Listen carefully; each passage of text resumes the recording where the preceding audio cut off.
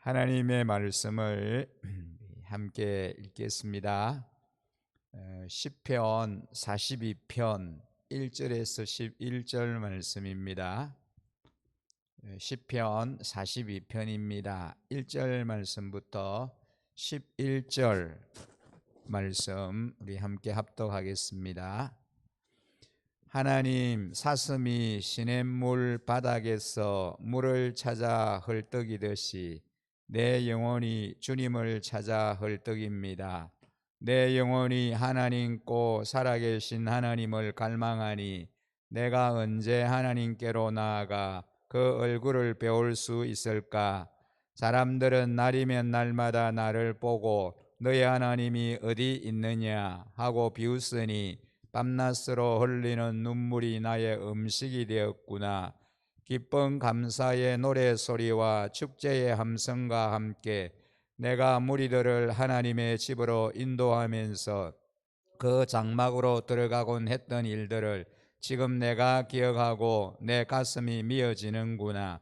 내 영혼아, 네가 어찌하여 그렇게 낙심하며 어찌하여 그렇게 괴로워하느냐.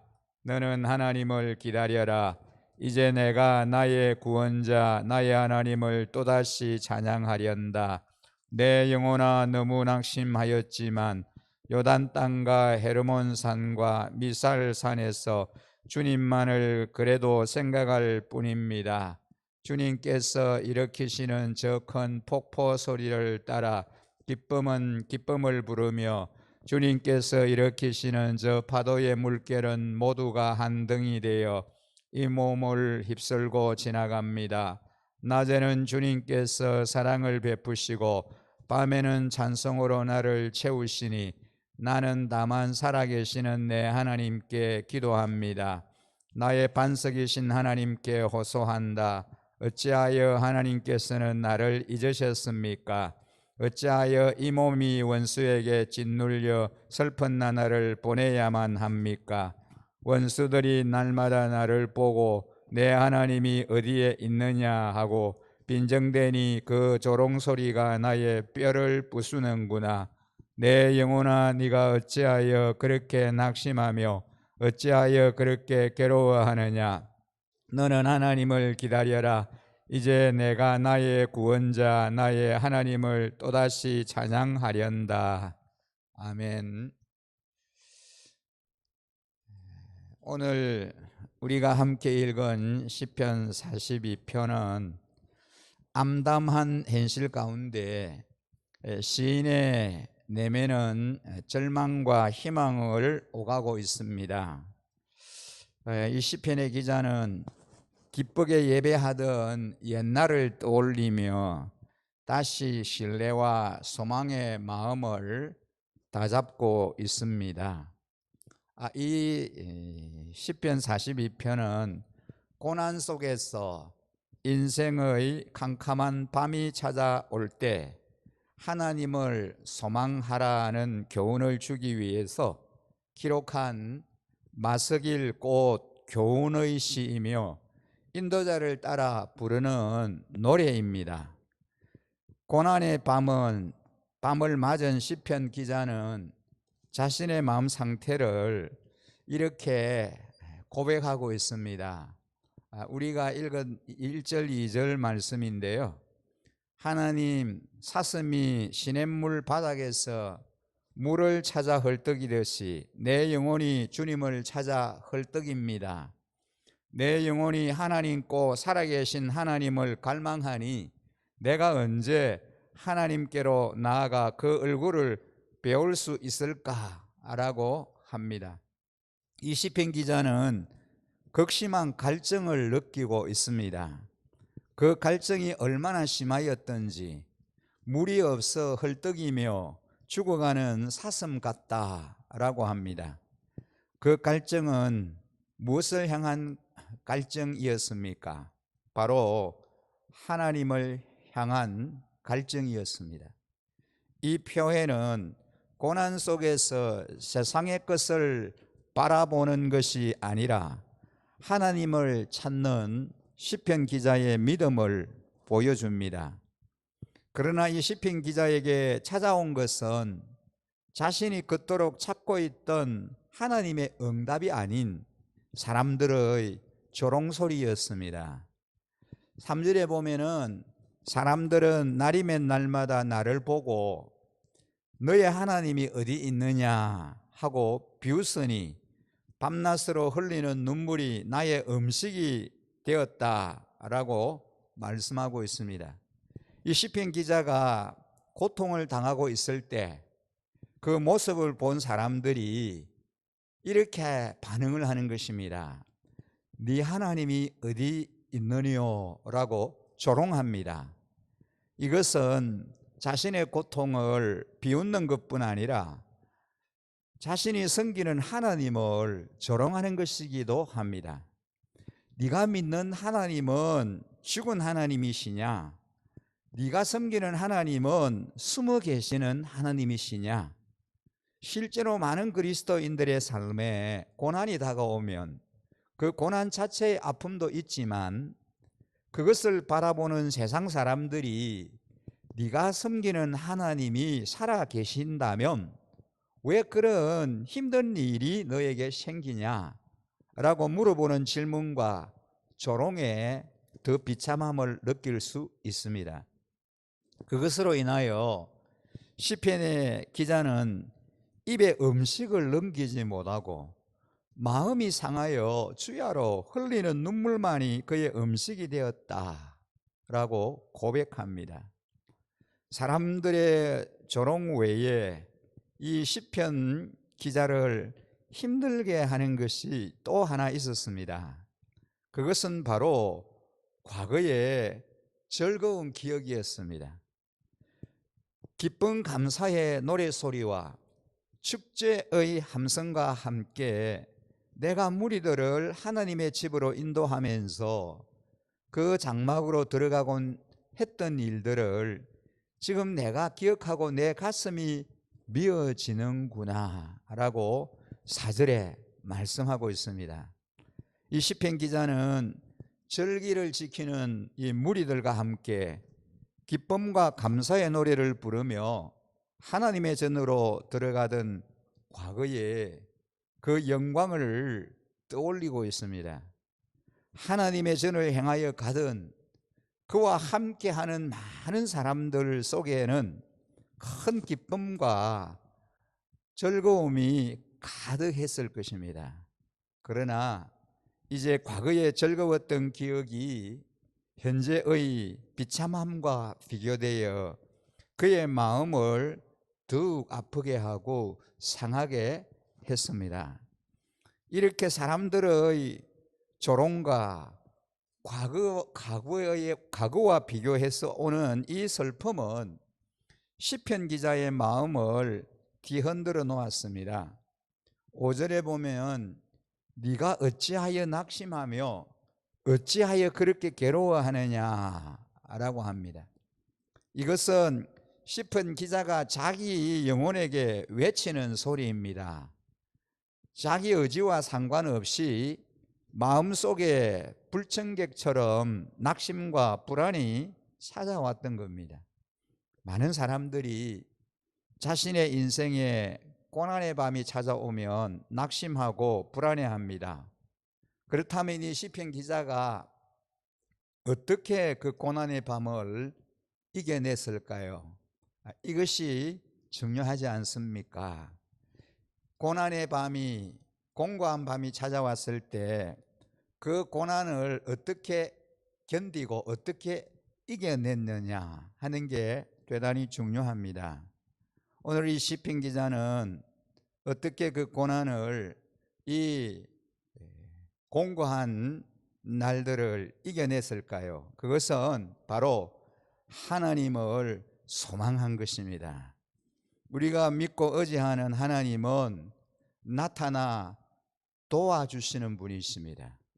하나님께서 우리를 곤란 중에 건지시고 고난 속에서 피할 길을 내시는 구원자이심을 고백하고 있습니다. 파수꾼이 긴긴 밤을 견딜 수 있는 것은 동이 틀 것을 소망하기 때문입니다. 오늘 이 시편의 기자도 고난의 밤이 깊어가지만 구원의 하나님으로 인하여 그 소망으로 인하여 그 밤을 이겨내고 있습니다. 우리도 마찬가지입니다.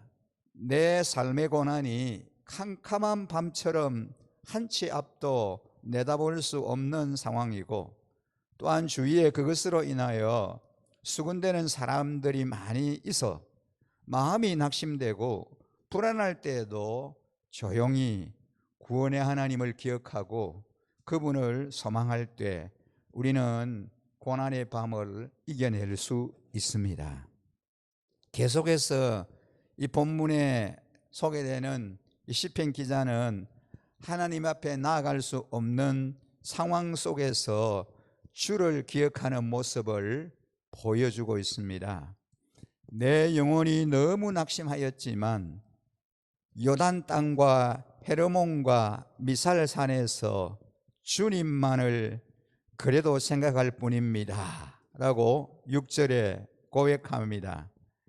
요단 땅은 요단강 근처 지역을 이야기하고 헤르몬은 이스라엘의 북쪽에 위치해 있습니다. 이 시편 기자는 한때 절기를 따라 즐겁게 찬양하며 예루살렘 성전에 갈 수 있었지만 지금은 현재는 어떤 이유에서인지 몰라도 예루살렘에 갈 수 없는 그런 상황에 처해 있었습니다. 그래서 먼 곳에서 주를 기억하며 주의 성전을 그리워하고 있습니다. 고난 속에서 주께 예배할 수도 없는 상황은 더 이 시편 기자를 답답하게 만들고 있습니다. 극심한 고난이 찾아왔는데도 이런 와중에 하나님께로 나아가서 예배할 수도 없는 이런 상황이 너무나 견디기 어려웠던 것입니다. 이런 상황 속에서 시편 기자는 자신을 찾아온 이 고난을 폭포와 파도와 물결 같다고 고백하고 있습니다. 주님께서 일으키시는 저 큰 폭포 소리를 따라 기품을 부르며 주님께서 일으키시는 저 파도의 물결은 모두가 한 덩이 되어 이 몸을 휩쓸고 지나갑니다 라고 7절에 말을 하고 있습니다. 폭포, 깊은 바다, 파도, 물결, 이 단어들은 인간 스스로 이겨내거나 감당하기 힘든 고난을 빗대어 표현하는 말입니다. 큰 고난들은 우리 힘으로 어찌할 수 없는 성난 파도와도 같습니다. 우리가 그 속에서 할 수 있는 것이라고는 고작 이리저리 밀려다니는 것뿐입니다. 그러나 이 시편 기자는 그 고난의 파도 속에서도 하나님을 신뢰하며 기도와 찬양으로 나아갑니다. 8절에서 10절 말씀을 보면 그는 고난의 파도와 원수들의 압제와 비방을 멈추게 할 수는 없었지만 자신 안에 원통한 마음을 하나님 앞에 내려놓으며 찬양과 기도로 하나님께 나아갑니다. 오늘의 우리의 삶에도 시편 기자와 같은 고난의 밤, 고난의 파도가 찾아올 수 있습니다. 아마 그런 고난이 깊은 아픔이 찾아온 분도 있을 수 있습니다. 특히 가정에 이런 고난이 찾아올 수 있습니다. 부부관계에 어려움이 생기기도 하고 부모와 자녀의 관계 속에서도 갈등의 골이 깊어지기도 합니다. 서로가 서로에게 상처를 주고 실망을 주고 고통을 줍니다. 어디서부터 바로 잡아야 할지 알 수 없는 엉킨 실타래와 같은 그런 관계가 되기도 합니다. 그런 우리의 가정들을 보면서 믿지 않는 사람들이 너희 가정에 하나님이 어디 있느냐라고 비방할 것만 같습니다. 한때 행복했던 시절, 단란한 가족의 모습은 떠올리며 눈물이 맺힐 그러한 때도 있을 것입니다. 다시 그날이 올 수 있을까 낙심되고 불안해할 수도 있을 것입니다. 그러나 우리에게 우리의 가정의 주인 되시는 예수님이 계십니다. 우리의 가정과 자녀들을 내 욕심을 이루는 도구로 이용하지 말고 주님의 손에 올려드리십시오.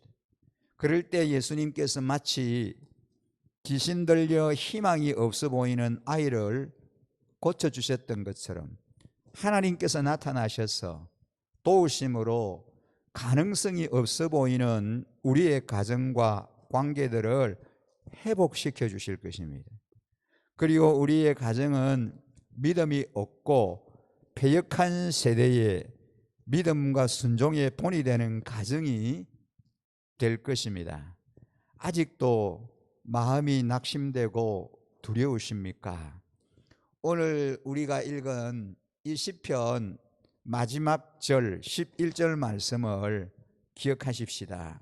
뭐라고 말씀합니까?